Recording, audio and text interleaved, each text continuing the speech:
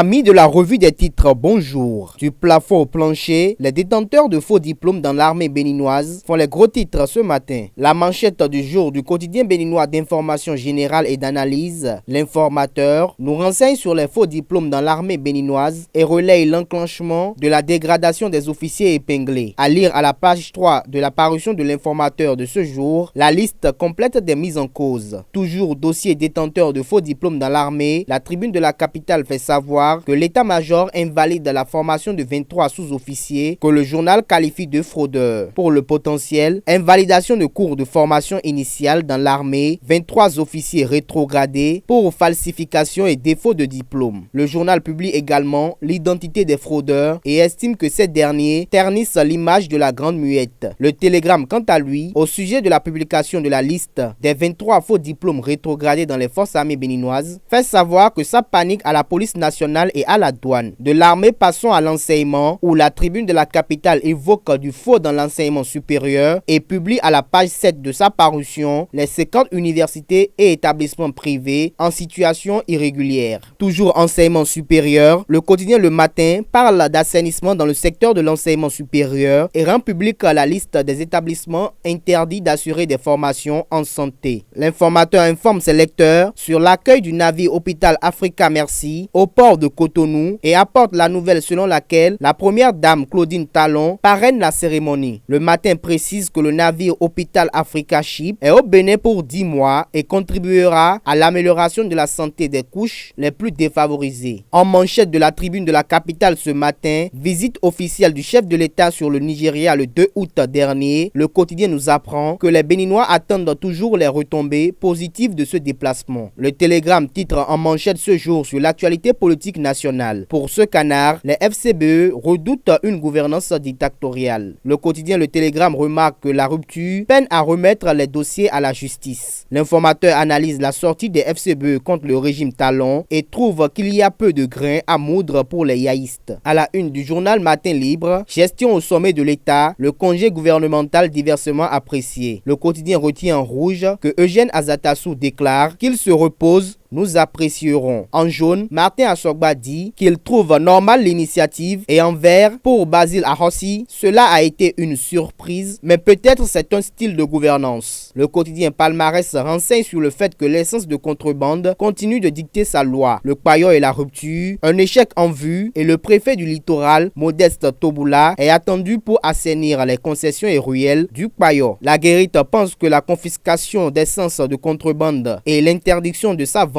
est une fausse solution à un réel problème. La Guérite évoque également à sa une la transformation des terres-pleins centraux en gare vélo et trouve d'une nécessité pour le maire Léa Divina Soglo de doter Dantokpa d'un parking. À la une du quotidien Palmarès, pour une sortie de crise à l'université d'Abomey-Calavi, les étudiants amplifient les médiations. Le journal apporte l'information selon laquelle Tagbe Bian est sollicité après Adrien Rungbeji et Joseph Yonlonfou. L'informateur relaye à la page 11 de sa parution du jour l'interpellation du gouvernement par le Parlement sur l'assainissement des communes et la réinstallation des sinistrés de Dantokpa.